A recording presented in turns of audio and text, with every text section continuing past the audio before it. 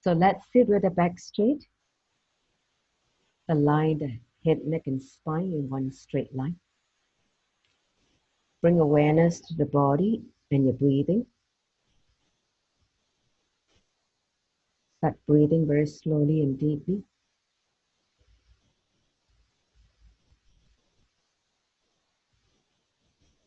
Connect with Swamiji through the third eye, Paramashiva. Let's invoke him to this space. Take a deep breath.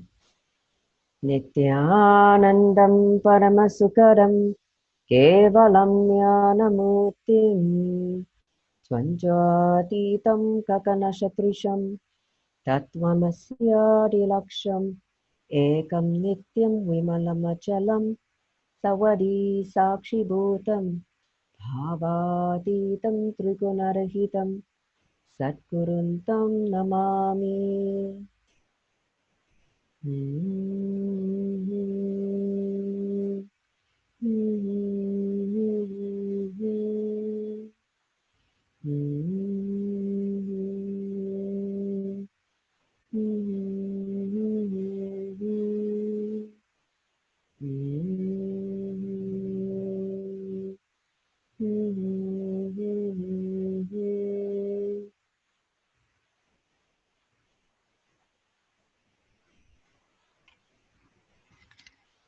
Nithyananda, a very warm welcome to all of you to this enlightened parenting session. So I'm just going to repeat the topic for today. Today's session is all going to be about love. So what is causes love? Do you notice how your child constantly seeks attention or approval from you or from outside? How to encourage self-love in kids or in your child? This session is especially useful for everyone, as long as you're in a human body, not just teachers, parents. Everyone should actually have a good understanding about love from the right context, not from the idea put inside us by the media, by the society. Okay, so let me just quickly introduce the topic love. Love is a language all living things understand. It's the universal language whereby all living things understand. Okay? Love is a flower that blossoms deep within us and sends out a sweet fragrance. It cannot be forced to happen. It is a blossoming, flowering, opening. Love is the most beautiful feeling a human being is capable of feeling. Love is unconditional, causeless, without any logic. It is all forgiving. That is what makes it so beautiful. And you should know that love brings only positive feeling like compassion, forgiveness, fearlessness, gratitude, and freedom. All the divine qualities that are associated with love, the emotion of love. And you also should know that love is the only thing that increases as we give it to others. The more you shower, the more you share your love, the more you get showered, the more you have to give. Understand? And love is an energy that radiates happiness in all people. Love is feeling connected with others and being compassionate to everybody. that energy is love.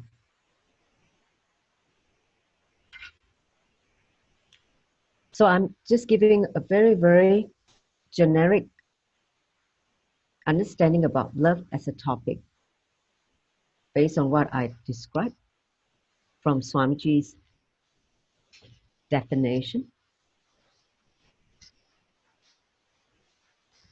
So now I want to talk about the types of love.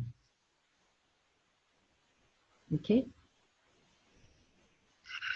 There are 5 types of love you should know. 1, physical love.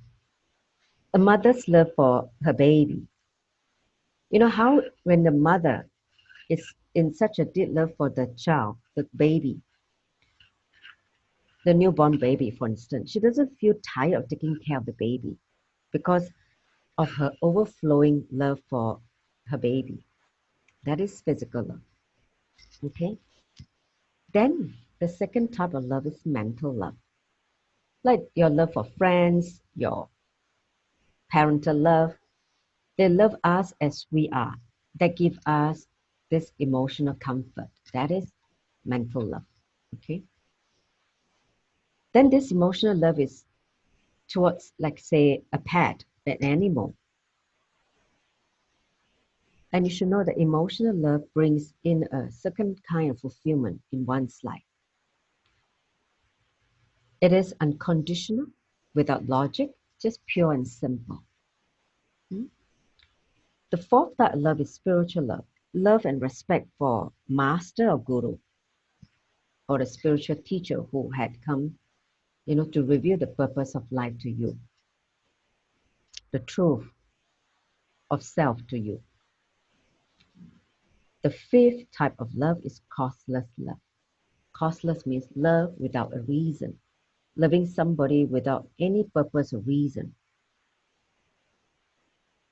Like, for instance, you're able to serve selflessly to one or in the same fashion, helping others for no reason, because compassion is the causeless love.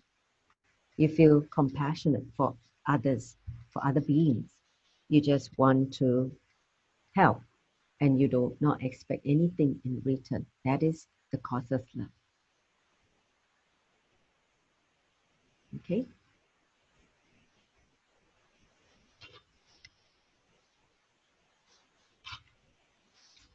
So we do experience these 5 types of loves in some way or another in our life, whether it's to our parents, whether it's to friends, with our pets or animals, with our community, our teachers, even our guru, etc.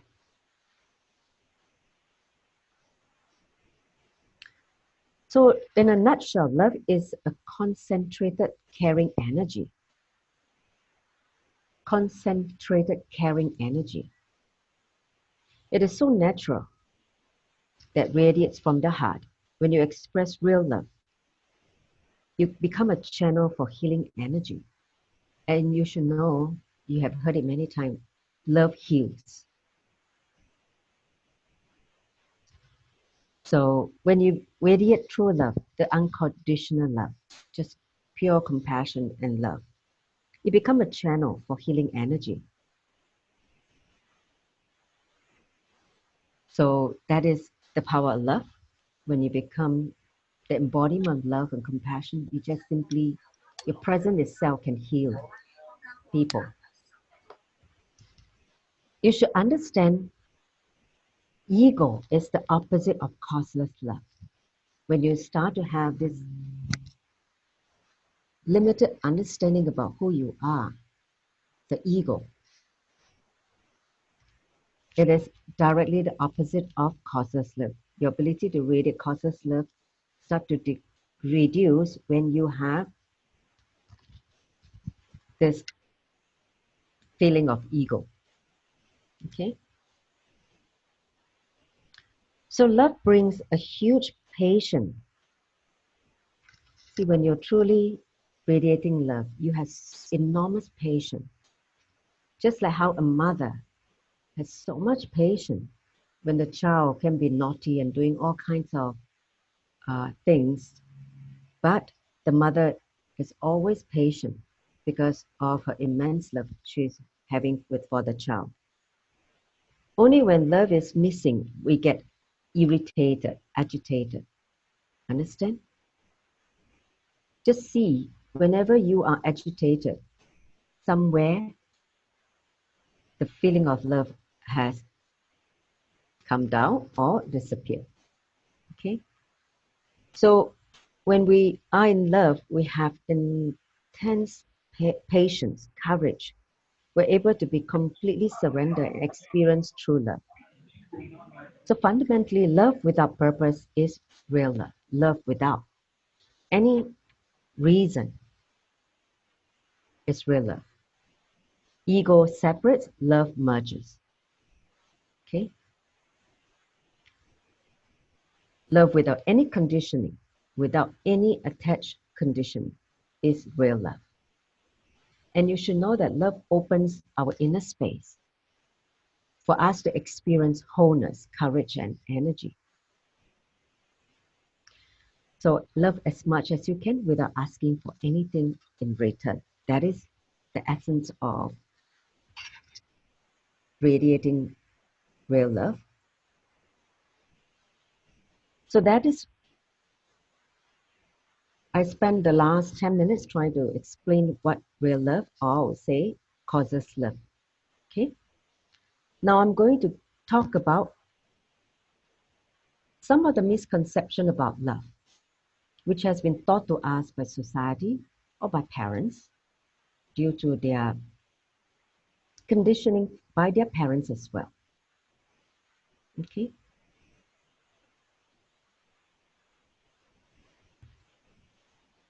Understand, real love knows no object. Real love is the subject itself. It is not directed to a particular person. It is the feeling radiating, the energy radiating through you. What happened is we enslave, put bondage in our kids in the name of love. We tell the kids, if you do this, then you get my love. Okay? You put certain condition. If you do well in an exam and pass with flying colors, you get love from me. Some parents make love into like a transaction. You do this, you get this. You do that, you get this.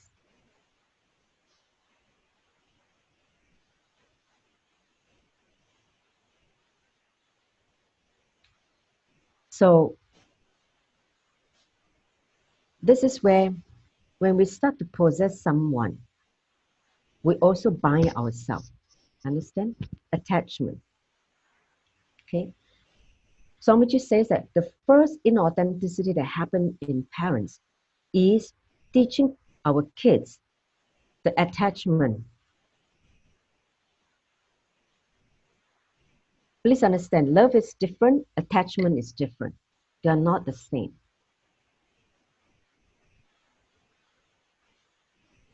But as a child, we learn that love is attachment. Because of the love, then we are attached to the person. Because we are given this idea that, oh, she's mine. This is my child. We own this kid. No. Swamiji says, the moment the child is born, it is an independent intelligence. The child has come to this planet Earth, taken birth through you as a parent, to live its life purpose, to contribute to planet Earth in the way the child or the soul has chosen. It has nothing to do with your unfulfilled dreams. A lot of parents try to live their unfulfilled dreams to the kid by making them live the way they want them to be, instead of letting them flower in their own space and their own gifts. This is where certain attachment has come in. You teach kids certain attachment because of your own attachment as well. And you try to possess the kids because of whether your insecurity or because of possessiveness. When you also carry that quality of insecurity or possessiveness, be very clear, the kids also pick that up from parents. Okay? But if you radiate unconditionally, they will be able to experience that also. And they will also radiate the nature of unconditional love, causeless love.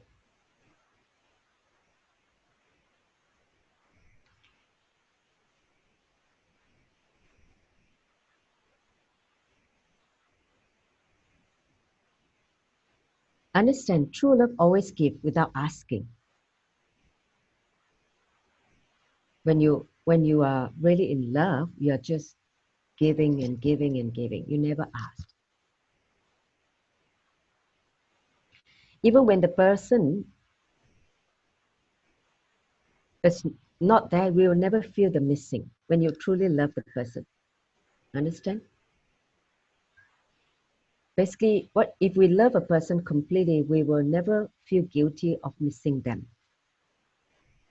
Because you have lived your life fully when with that person, in that relationship. So if the person is no longer there, whether it's in the body or no longer living with you, you'll never feel that missing. You will still feel this fulfillment. So that is one very important expression of true love. Not love with bondage, not possessiveness. See, I remember in one of the process that Swamiji made us do about looking at your fear. See, there are generally 5 types of fears. We can classify them briefly. 1, fear of losing your possession, your name and fame, the outer world things. 2nd, fear of losing your loved ones. Okay, whether it's your parents, your children, whoever you have, attachment with. Then 3rd, fear of losing your physical health. 4th, fear of losing your mental health. And the last one is fear of the unknown, like things that your logic cannot comprehend. We call that unknown, whether it's death, what goes, darkness, whatever that you have fear, which you can't comprehend using your logic, your mind. Okay? So, especially I want to talk about fear of losing the loved one. See, if you have, how the fear of losing the loved one happen is because you have never lived the relationship fully. You have never been authentic with the relationship. So at the time of death, or when, let's say, the person no longer there, you have this fear because you did not live the relationship fully. Or you feel that, your time is running out. And then, you don't have time to do what you need to do with this relationship. That's why the immense fear comes.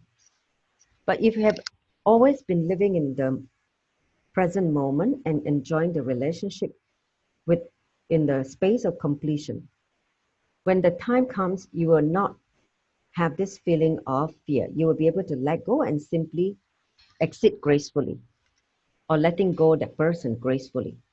Understand?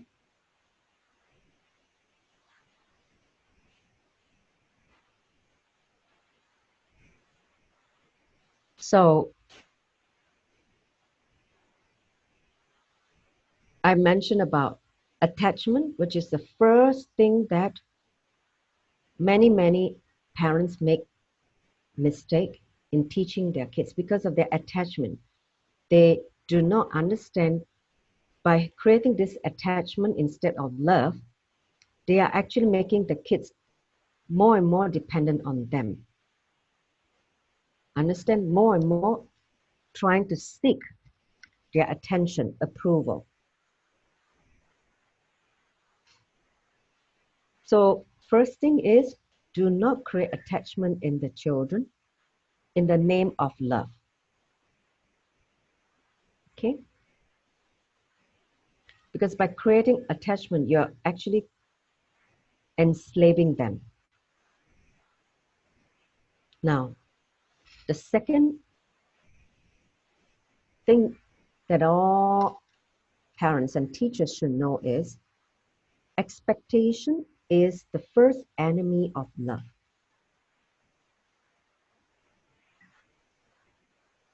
I repeat, expectation is the first enemy of love. See, when we ask for love, we are actually asking only for someone's attention, to be honest with you, because love itself is an energy. When we say a person doesn't love us, we actually mean that, or the other person doesn't give us enough attention, energy. This attention need, along with our dependency on others for survival, is what we experience as love. The person who is not confident and not happy with themselves will strive for attention from outside. Understand? You not experiencing the love for yourself, you demand energy from outside in the name of love, in the name of getting attention. This is where it blocks your heart center, your heart chakra. Okay? If you are at ease with yourself, feeling confident about yourself and happy with yourself, you will not be seeking for attention from others, from outside, because you know you're your very own energy source. The energy source lies within you. You are enough unto yourself. It is only when you don't have the right cognition that you are your own energy source, you try to demand energy from others and outside. So the dependency on others may be psychological, physical, or spiritual. The whole idea of love with a purpose is nothing but getting the attention of others in some way. And we always love anyone who give us compliments, say good words about you. Like this only, there's always some hidden reason for our love with purpose. Especially in a society where, you know, people are used to receive compliments, getting, you know, praises, asking for praises or attention in the name of love. Okay? So it's just like, oh, I expect the person to do something and that person is not doing that something, you know, that gap about expectation is where making people feel they are not loved. Okay? The expectation is the destroyer of love. Understand? Same way with our children. Do not have any expectation. Just enjoy them. Enjoy their presence, be with them, care for them, love them as who they are, and be a space holder for them to flower into a beautiful being. That's the best way to enjoy the kids. When you start to introduce expectation, you start to have expectation in your kid, that's where invariably you're going to be filled with disappointment, and then with that disappointment you're going to not be in the space of unconditional love. Understand? So do not ever try to create expectation, especially when you're dealing with children, whether it's your kid or you're dealing with kids in the school. that you're teaching. Okay?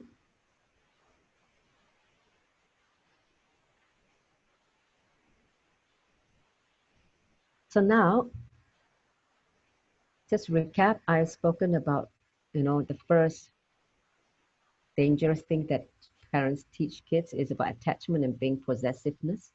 And then the second thing is having expectation being the first enemy of love, which destroy love itself. So I'm going on to the next aspect of love being confused with respect. Okay? I don't know about some other culture. In Asian culture, especially Chinese, okay, where we're told to respect the elders as a form of love. Because you hear your parents say, hey, you need to respect the elders, By labeling that respect, they're confusing with love, okay? See, from a young age, kids are brought up to show respect, but not how to show love. We only ask to respect the elders. Respecting elders is different and loving the elders is different, okay? Because you should know that respect always saw the guilt in us. Because the respect makes you feel that you are something inferior, lesser than them. Because they are elderly, you need to respect them. It makes us feel separate from that person rather than close to that person when we try to show respect. Do you understand what I'm saying? Give me a thumbs up if you're following me. It's a very subtle thing, okay?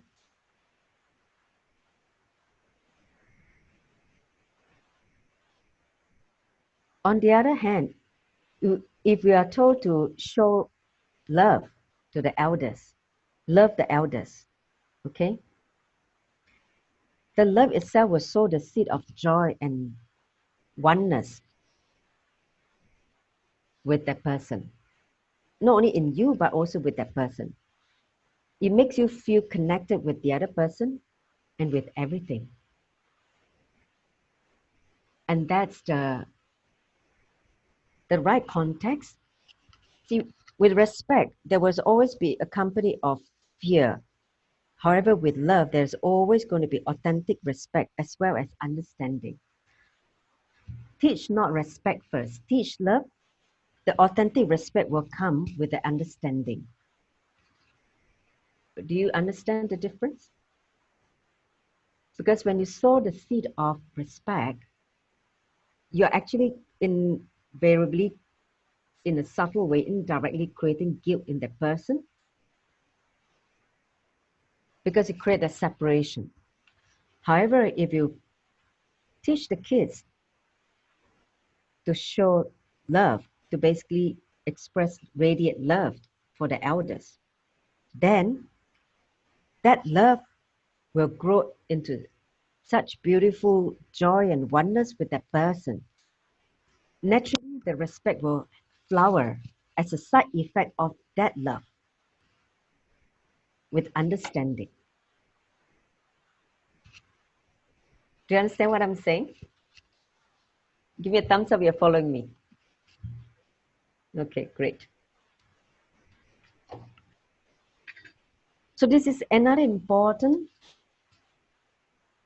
blind spot which we have been taught by society, by our parents, to show respect instead of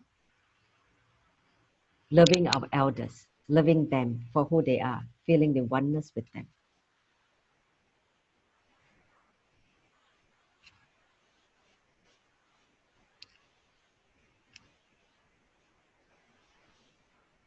So I want to also share one more aspect of love. See, love by its very nature is transforming. It melts you and softens you. It can never be hard or violent or, I would say, unreasonable. When you're radiating from the space of unconditional love, that in itself will transform the people who come in contact of you in your space. Whoever come in contact in your breathing space will experience that love energy and be able to melt whatever suffering and also soften even the egos, the arrogance that comes from the conditioning by the society. That is the power of love. The power of love can just transform anyone.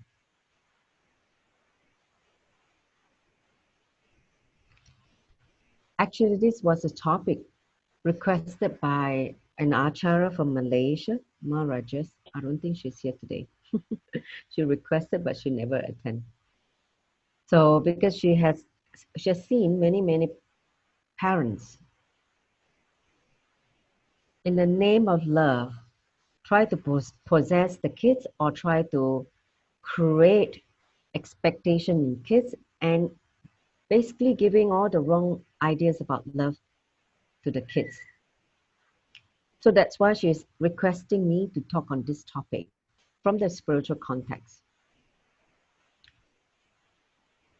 So I want to also have you understand that love gives freedom and independence.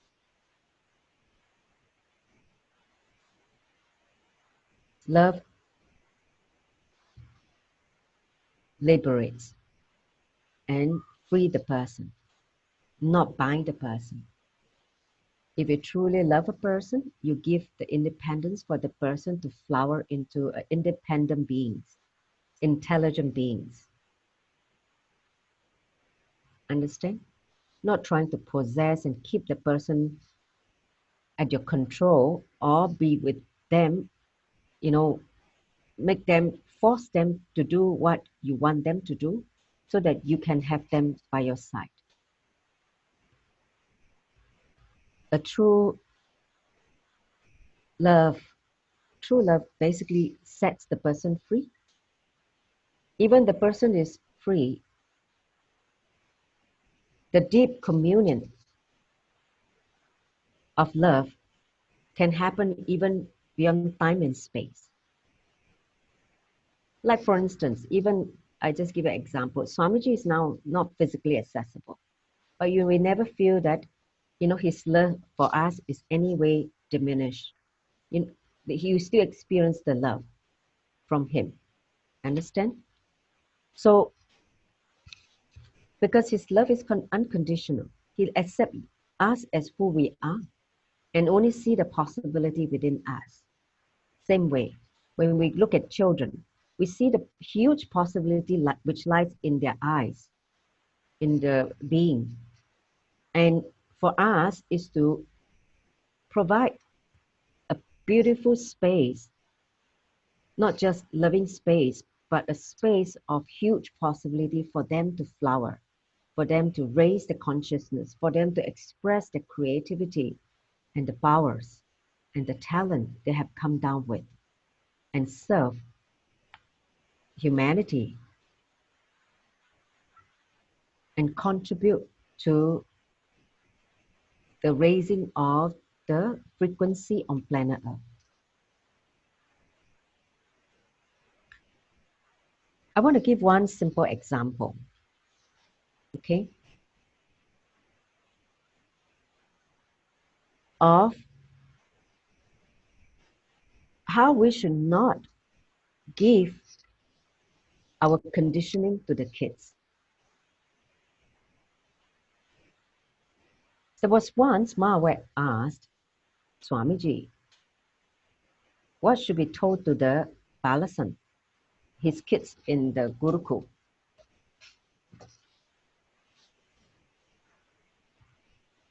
Whether should they tell them, like for instance, how to play safely, should they tell them, play with fire, for instance, that kind of thing.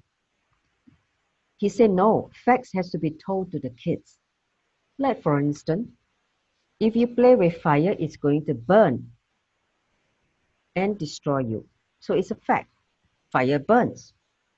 But you don't add conditioning of fear in them. Oh, if you have fire, this is going to happen, blah, blah, blah.